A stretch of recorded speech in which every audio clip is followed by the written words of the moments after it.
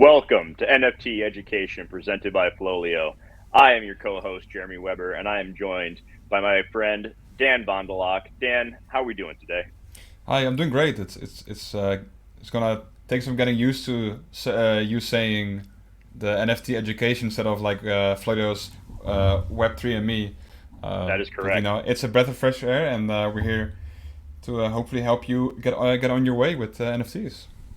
Absolutely. So, for those who are just now finding us, Dan and I host a couple shows a week focused on the broader NFT market, but we're going to do a educational series focused around, helping people dip their toe into the NFT world, making it a little less intimidating. Because I know for myself, Dan, when I first jumped in last year, I had no idea what I was doing, and so there were a lot of errors and mistakes along the way. And so my goal and our goal, collectively here is to try to break down those barriers, help you learn from the mistakes Dan and I made so that you can have an overall better experience, and in the process, make sure that the time that you spend collecting NFTs is enjoyable. So let's jump into it, Dan. Let's get right into our NFT buying guide. So this is a very basic, start to finish guide of how to set up everything you're going to need to purchase, hold, and sell NFTs. So right off the bat, Dan, the first thing you got to do is purchase crypto. So we go to places like Coinbase, crypto.com, Kraken, Binance to purchase our cryptocurrencies, and then we can transfer them from there. So Dan, what do you have a preference on site? I'm a Coinbase guy because Yep, it's easy. I use Coinbase as well. It's an important thing to note. It might be for the EU folk. When you deposit money there, they might say, "Oh hey, your funds might arrive in like a week from now," but it always arrives instantly. So I'm not sure why they give out the message. But just a heads up for the EU folk. I'm unsure how it is over there at the NA, but felt like sharing regardless. Yeah, if you're just getting into crypto, you'll have to set up and connect your bank account to Coinbase. If you're like my parents and you're going to stress out about it, just don't worry. It's fine. They've handled millions of accounts. You're not going to get hacked. They have insurance. All is going to be well there. Okay. So once you have that set up, go ahead and deposit however much money you're willing to get started with NFTs. There's nothing wrong with starting, with 50, $100 and kind of finding out, what it's all about, learning a little bit more before you decide that you want to put any more money in there. Okay. So, with that in mind, we then need to take the next step, which is to set up an NFT wallet.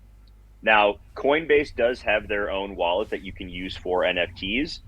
I find that I prefer a product called MetaMask. It is going to be, in my opinion, your best bet. And this is Yeah. something I had to learn the hard way. When I first got into NFTs, I set up a wallet with the site Fortmatic, which there's nothing wrong with it. However, most sites are optimized for Yeah. MetaMask and don't really support Fortmatic. So I kind of found out the hard way that, okay, I need to move all of my valuable assets from this one to another one. That was a whole hassle. It cost me, a little bit of money in transfer fees. So I would say your best bet right off the bat is going to be to set up a MetaMask wallet. And from there, Daniel, it's pretty easy to move your funds. Now, will you touch on real quick some of the steps people need to take to secure their crypto and MetaMask wallets? Yeah, definitely. So first of all, it's important to understand that your wallet address is like your like bank account number, right? So when you withdraw your funds, you send them. So like let's say Ethereum, make sure to go into MetaMask, for example, and then under your account name, there's like this 0x and then a bunch of like a string of characters. That's your address. So when withdrawing, make sure to withdraw it to that address. But in the sake of securing, highly recommend getting a hardware wallet like Ledger, for example. It's one I personally use. And just to give you like a real quick like summary of what it does, it is essentially two-factor authentication for your wallet. It's not it doesn't protect you against everything. Like if you're like if you sign something like there's a contract. It's hard to explain. I'll keep it very basic and very simple. But if you want to do something, you have to approve it essentially. If you approve the wrong thing, then they can just take your funds, for example. So a ledger doesn't protect against that, but it is still a two-factor authentication, and I would highly recommend it. Absolutely.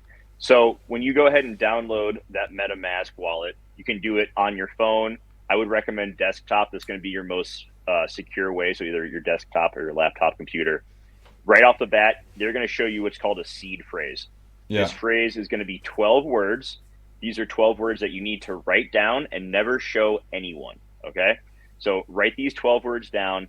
You can go on Amazon and get pieces of metal that you can punch the words onto. I would recommend doing that as just an extra layer of security. God forbid something happens, but write down that seed phrase, punch it onto a piece of metal, and don't show it to anyone. Also, do not screenshot that seed phrase and keep it on your computer or your yeah, cell phone. That is a really good way to have, get hacked, or if you lose your phone and someone gets into it, now they got your seed phrase. And if they happen to know what all this stuff is, they're going to steal your things. So be very careful with your seed phrase. That is, your number one barrier of protection right there. And going along with that, make sure to never give that out to anybody. Like I said, no yeah. one No one in needs it either. no one needs it. If you are, if someone contacts you and they say they're from OpenSea support or MetaMask support and they need your seed phrase, block that person immediately, because that is a scam Yeah, 100% of the time. No one who works for those companies will ever ask you for your seed phrase. So just be very, very mindful of that. yeah. Now, Daniel mentioned the hardware wallet. That is another layer of security. And make sure that if you decide to get one of those, which we recommend, and you set it up, follow the instructions that they have in there. Ledger does a very good job of walking you through the steps. It can seem a little bit overwhelming at first, but just sit down, take some time, and that should be your first priority, is keeping everything that you have secure.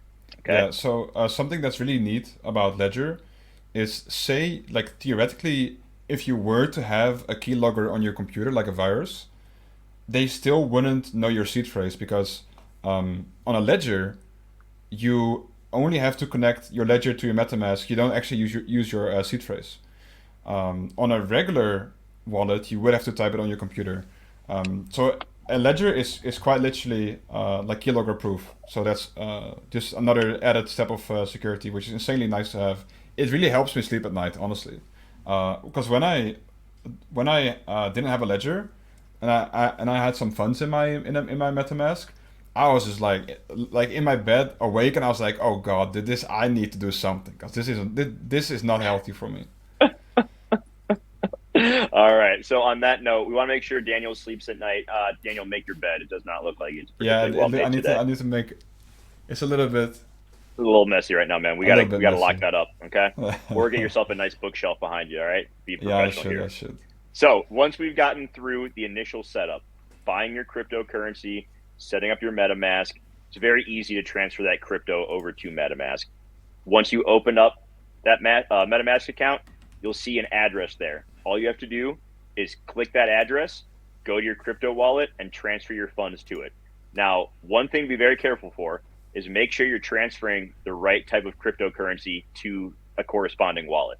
You Hmm. don't want to send the wrong type of crypto to the wrong address, okay? So just be mindful of that. Send your Ethereum or your ETH to an ETH wallet. If you have, Solana, and you want to try the Solana blockchain for NFTs, send it to a Solana wallet. All right. So just be mindful of that. Once you have done that and you have funded your MetaMask or whatever other wallet you're using, now is the time to get set up to research some NFTs. You don't want to just go in and throw money blindly and hope that something good happens, because that's a really good way to not see that money ever again. So a few very easy things right off the bat is set up a Discord account, because most sites are going to need Discord. Most NFT projects will have a Hmm. Discord where you can, talk to other people in the community, hopefully talk to the founders. If it's a high quality project, they're happy to answer your questions. If they aren't willing to answer your questions, that's a really good sign that maybe you shouldn't be buying that NFT project. You also probably want to set up a Twitter account. Now, Twitter can be not the most fun place for some people. However, if you avoid some of the drama and politics and whatnot, there's also a lot of people who have provide really good information on there and can help you navigate the waters very well. So I would recommend setting up a Discord, setting up a Twitter, following people you can trust. For example, FLOLiO underscore or at JWeb777 or at Dan Locke, LAAQ. Okay. We're trying to put out as much quality information on Twitter as possible and helping people, avoid some of the bad actors and scams in the NFT world.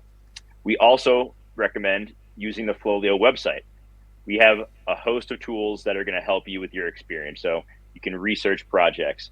Dan, what have you been using on the site to help you with NFTs? Yeah, I definitely I do like the rarity system.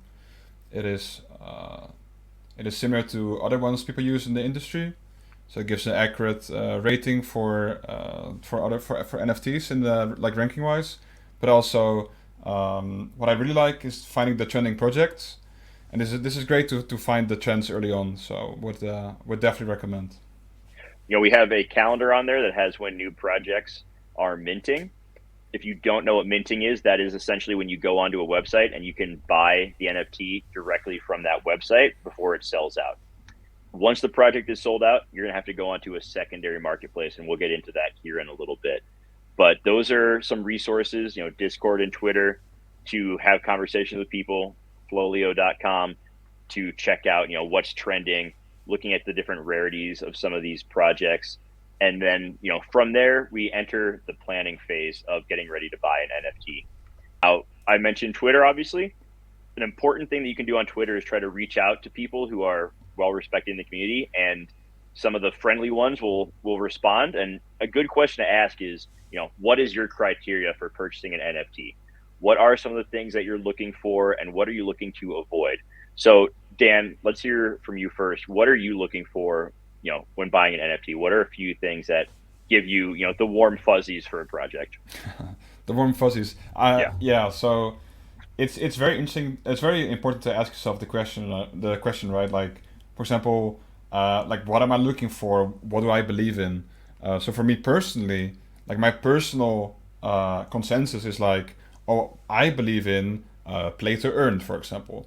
I believe in people who are honest in their roadmap, for example. So a roadmap is usually like the project says like, oh, we're planning to do like making a game in like the second quarter of the year or something.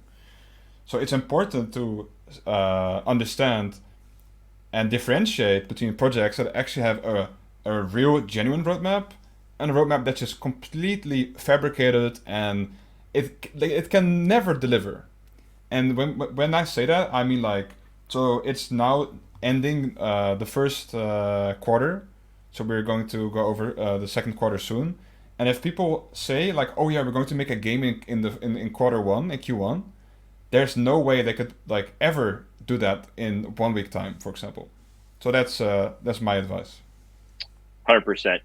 A good rule to live by with NFTs is if a product or a team is offering the world, they're probably not going to be able to deliver on any of it. If they are, under promising and over delivering, that's a very good sign. That's a good thing. We want to, a team that manages expectations, doesn't try to overhype, because oftentimes a team that's overhyping their project, they're just trying to make a quick buck off of sales and revenue from the secondary market. So be very careful of how a team communicates. Like I said, if you go into Discord and a team is making some lofty promises and you bring up your concerns with that and they kick you out of the Discord or dismiss you completely, that's not a good sign at all. So be very, very diligent with how you're looking at some of these things, and don't get caught up in some of the hype to Mm-hmm. buy into a project that seems like it's a little too good to be true. And that goes hand in hand with like some of the red flags that we see. You know, projects that are selling for astronomical amounts of money right off the bat. If you're buying into a project, you should really be looking for something in the, I would say, 0.04 to 0.08 Ethereum range if you're doing a NFT on the Ethereum blockchain. Like that's a very reasonable price point to start out at. You see some of these other ones that start out at, zero point 0.2 and higher, and that seems like it's going to be tough to deliver on, and they're going to Yeah. need to do a lot of work. So be mindful with that. It's always better to, take it easy and don't overextend yourself right off the bat. Okay. So, Daniel, what are your preferred marketplaces once the minting for a project is over, you want to go on to the secondary marketplaces. Which ones do you prefer, and why? Yeah, I like to use this one marketplace called OpenSea. Okay. It's so it's if, for the people that are very new and aren't sure. OpenSea is by far the largest marketplace. There's also a second, a second marketplace, like another marketplace that's called LooksRare. It's like LOOKS and then rare as in RARE. So this is a newer marketplace that's made by the people for the people type, and it's also very cool to check that one out. It's usually the prices there are usually a little bit higher, so it's very important to compare cross marketplace to see which one is the cheapest price. Absolutely. And one thing that's nice about LooksRare is when you buy and sell on there, you earn trading rewards in their native token, which is $looks. And we'll get into that in our our more intermediate, less beginner episode. I don't want to overwhelm anyone off the bat, but OpenSea and LooksRare are going to be your two best bets. And going and checking out a project and seeing how much it costs on OpenSea compared to LooksRare is a place that you can find a little bit of value sometimes. As Daniel mentioned, some LooksRare tends to have a little bit higher price, but that's not always the case. So Yeah. it doesn't hurt to check out both of them to see, hey, this is a project I like over here, and I'm going to save a little bit of money, so let's go to this site over the other. Now, after that, Daniel, you have your criteria for buying and selling. You start looking at minting projects. You're looking on secondary. How do you handle things at that point? Yeah. So at this part, you really need to ask yourself, am I minting this project because I'm looking to flip it? So flipping means essentially like selling it for a quick buck, very short term, or holding it for long term. For example, you mint a project and you're like, well, I believe this project might deliver on their long term roadmap. So we're speaking like years time, right? So using the example that I used earlier for play to earn games, they can't or almost can never deliver short term. Like if you buy a play to earn game, that takes a long time of development, a long time to like establish community and all other like functions within the game. It's gonna take a lot of time. So really understand what you're looking for in the project, and don't suddenly go from oh well, I'm looking to invest in this long term, and then suddenly be like, oh well, I guess I'll just sell right now. So you really have to understand what you're getting into.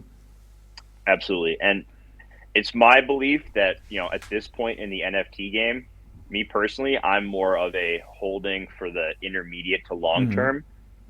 With some of these secondary marketplace fees, what you need to take into account when you're planning on listing a project is, you know, LooksRare and OpenSea, they take, 2 or 2.5% of the sale, and also the creator of the project has a Yeah. royalty fee. So you have to be mindful of that when you're buying a project to try to flip it quickly. So in my opinion, holding for the intermediate to long term, whether that's a few weeks, few months, a year or two, whatever it may be, probably going to be a little bit more beneficial for most people, and it'll cause less headaches because it can seem overwhelming at times trying to keep up with too many things at once. Mm-hmm. And at the same time, with how quickly, the NFT market moves very, very fast. It's 24/7.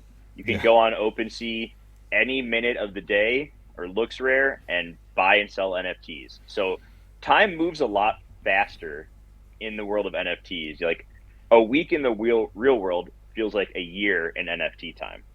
So just keep that in mind. Be patient. Create that strategy and stick to it. So that's some of our recommendations for beginners right there. Daniel, anything else that you want to touch on, around some of the risks or anything like that? Yeah. So the one thing I really want to touch on real quick is that you should really understand the risk you take when investing, right? So it's easy to identify these risks by saying minting a new project tends to be very very risky with an opportunity to like earn a lot, right? So for example, if you mint something that's like 0.02 ETH or something, then the odds of it like going up by like 1,000%, going up to like point 0.2 like 0.2 ETH for example, it's definitely within the realm of possibilities. But can you see Bored Ape Yacht Club, for example, like going at 10x increase, like going up to like 800 ETH floor price? Well, I wouldn't say no, but not anytime soon, right? Highly unlikely. Highly unlikely 800 ETH floor price. Yeah. So that's what I mean. So if you buy in on like a blue chip, and a blue chip is essentially like one of the top projects, one of the more established projects, the chance of like a high return is lower, but the risk you take is much less. But the initial investment tends to be a little bit higher though, of course. So yeah, just wanted to share that piece of wisdom with you real quick. All right. Wonderful. Well, this is just, like I said at the top, the first in a series of educational videos. We want to try to help as many people as possible enjoy this fun world of NFTs that Dan and I have grown to love over the last year, to the point where we now, host a show together a few times a week. So, please check out Web3 and Me here on the FLOLiO YouTube channel. Give us a like, a subscribe, follow us on social media, and please always feel free to ask questions. We love answering questions. I could talk about this stuff all day, and it'd be good to have someone to talk to about it besides my wife, because she just cannot really handle it a whole lot longer. All right. So please come back for more. For Dan, for the whole team at FLOLiO, this was the NFT educational series. We will see you next time. Bye bye.